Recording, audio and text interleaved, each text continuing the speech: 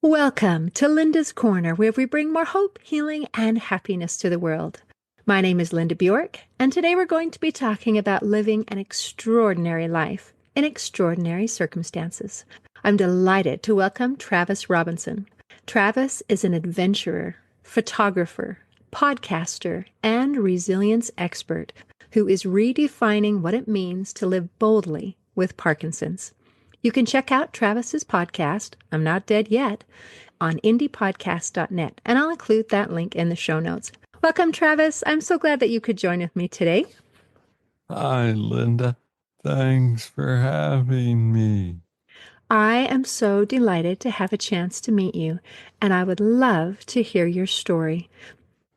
I was diagnosed with Parkinson's disease at age 35 in 2014. Diagnosed with Parkinson's at age 35. That was, I bet, a bit of a shock. Yes. Indeed. And before that, you were a mountaineer and an adventurer, and you still are. So, how do you do that when your body doesn't always do what you want it to do? It doesn't always cooperate. Patiently and carefully. Patiently and carefully. And when you're climbing mountains, safety is an issue. So, how do you stay safe? Very carefully. Excellent. Very carefully. Beautiful answer.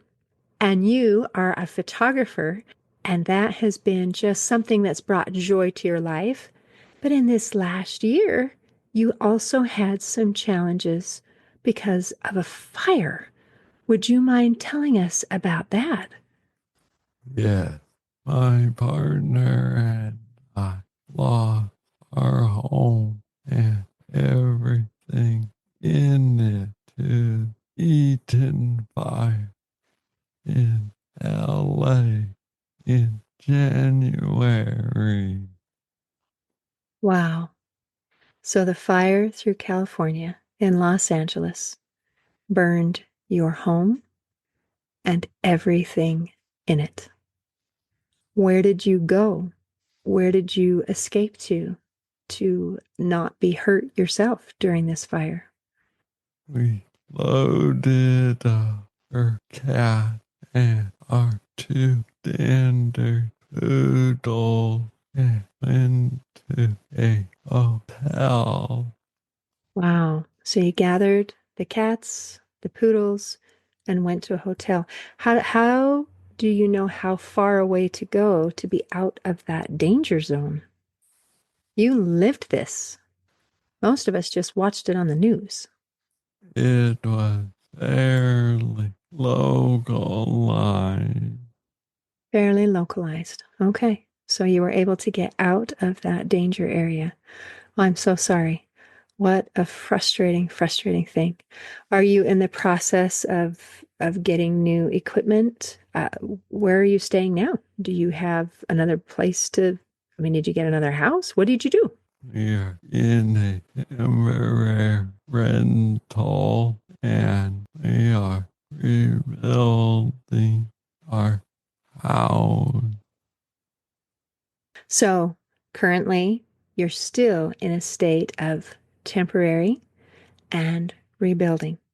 So when we're talking about resilience, this is not just something in the past. This is right here, right now, today. Yeah.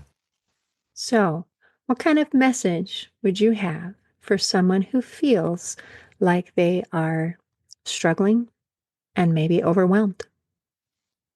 My mess is I'm not dead yet. And if you hear this, you're not So don't start act like it. I'm not dead yet, and you're not dead yet. The way you can tell is if you're listening. If you can hear this, that means you're not dead yet. So don't act like you're dead. Let's keep going. That is very good advice. Simple and true. Tell me about your podcast. Do you do it yourself? Do you have guests? What kind of messages do you share? I and my co-host Judy talk about Parkinson's disease and share tips and I am as well as the struggle I have had. Fantastic. So you and your co-host Jody talk about Parkinson's, the tips, the triumphs, the challenges. Would you please teach us a little bit about Parkinson's? It is a fast growing neurological challenge in the world today, affecting some 6 million people worldwide, and that number is expected to double by 140. Really? I was not aware of that. So, Parkinson's is the fastest growing neurological challenge in the world. And you said that it's affecting currently 6 million people, but they think that that number is going to double. Is that because it has been increasing? And so they figure that that trend will keep going? Why? Why is it increasing? Do we have any idea? Officially, no. There are a lot of theories, but no one knows for sure. Wow. So no official answer. Right now, we just only have maybe guesses, and they don't really mean anything because we don't know if they're true. So how does it affect you? The symptom that I had previously been most familiar with was the shaking of hands. But it seems like there's a lot more to it. Yeah, shaking, rigidity to posture are the classic signs, but they are tip of the iceberg. There are lots of invisible symptoms, and everyone's Parkinson is different. Really, they're all different. That's interesting. So the classic symptoms, the ones that we think of, are just the tip of the iceberg. And then beneath that, you're saying there's a host of invisible symptoms, and it can vary from person to person. So that is interesting.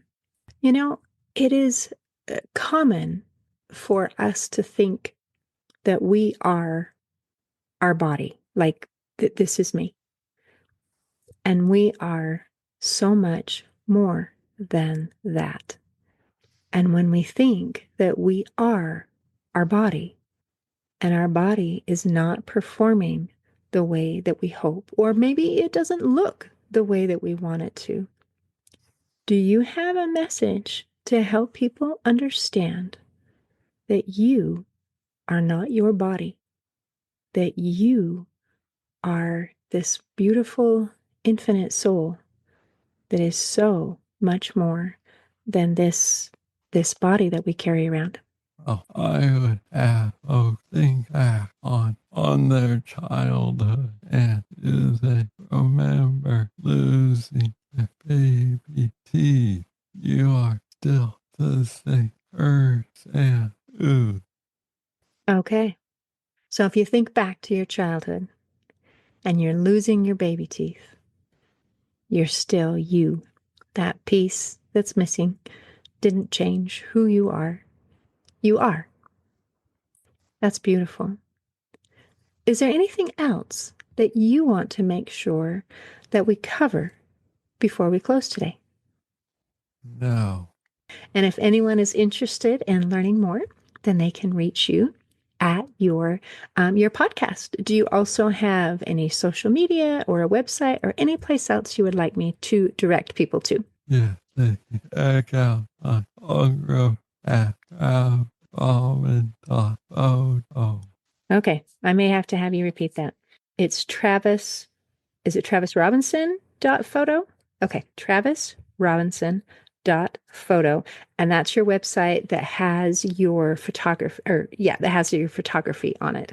Okay, well, I'm going to check that out. I wish I had seen that before so I could have looked at some before our conversation today. Well, thank you, Travis, for being so brave and so um, resilient to be able to come and to be able to speak and to be able to share some of the realities of dealing with issues every day.